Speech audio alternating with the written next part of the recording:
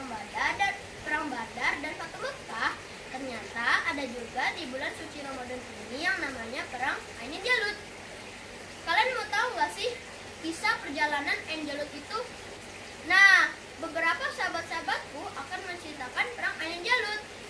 Yuk, disimak bareng-bareng ya.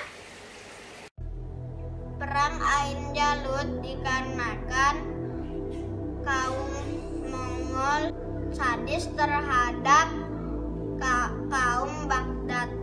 Mereka membobol dinding, membunuh, mempenjara selama 1 minggu. Jadi kaum Muslim takut kepada kaum Mongol. Namun kaum Mongol kalah untuk pertama kalinya di Asia Tengah dan tidak bisa membalas dendamnya kepada kaum Muslim kemudian harinya. Pada bulan Ramadan tahun 658 Hijriah, Sultan Mesir Saifuddin Qutuz keluar dari Mesir bersama pasukan Mesir, Syam, dan lain-lainnya. Ia memerintahkan panglimanya Baibars untuk berangkat terlebih dahulu, mencari-cari berita tentang persiapan pasukan Mongol. Dan ketika Baibars tiba di Gaza, ia bertemu sekelompok kecil pasukan Mongol. Ia segera menghadapi mereka dan berhasil mengalahkannya. Kekalahan ini sedikit memberikan pengaruh pada moral pasukan Mongol. Kemudian Sultan Qutuz pun tiba di Gaza. Ia tinggal selama sehari di tanah Syam itu. Setelah itu ia kembali berangkat ke jalur Aceh, melewati jalur-jalur tentara salib. Pasukan salib menawarkan bantuan untuk menghadapi Mongol. Qutuz pun menolaknya. Bahkan ia sempat berperang dengan pasukan salib sebelum berjumpa dengan pasukan Mongol. Sampai akhirnya Qutuz berjumpa dengan Baibars di Ain Jalut.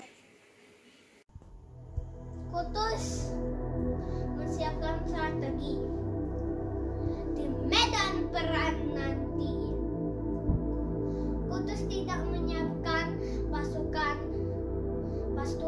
utama. Pasukan utama disiapkan. Pasukan utama bersembunyi di bukit-bukit dan lembah Ain Jalut.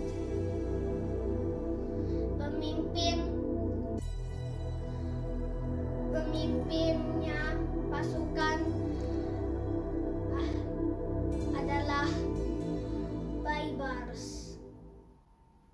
Pada tanggal 15 Ramadan 658 Hijriah, pertempuran besar pun pecah di Ain Jalut. Pasukan Mongol datang bagaikan ombak besar di hadapan pasukan Mesir. Mereka dengan sangat percaya diri akan meraih kemenangan karena sudah berhasil mengalahkan barisan depan pasukan.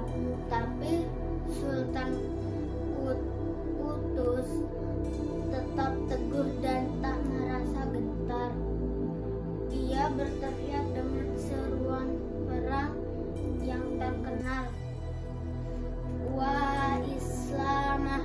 Kekuatan pasukannya keluar bersatu dan kokoh berada di sekelilingnya. Mereka menyerang dan berhasil mengejutkan pasukan Mongol. Orang-orang Mongol terkejut dan dengan keteguhan dan ketangguhan umat Islam dalam peperangan. Mereka menjadi takut, semangat mereka menjadi kendor. Ditambah mereka melihat Panglima Katbukha terkapar tewas. Jasadnya terbaring di medan Ain Jalut.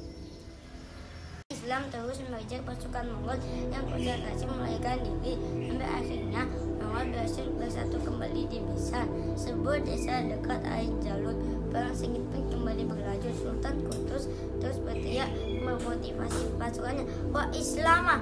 Dia berteriak 3 kali. Kemudian dia berdoa, "Ya Allah, tolonglah hambamu ini." Dan tidak lama kemudian kaum muslimin meraih kemenangan atas pasukan Mongol. Inilah kali pertama orang-orang Mongol merasakan kekalahan dalam perang sejak zaman Genghis Khan. Kemenangan yang begitu bersejarah. Sultan Quddus turun dari kudanya. Ia tempelkan wajahnya di tanah, lalu menciumnya sebagai ungkapan gembira. Kemudian ia menunaikan sholat 2 rakaat, ungkapan syukur kepada Allah.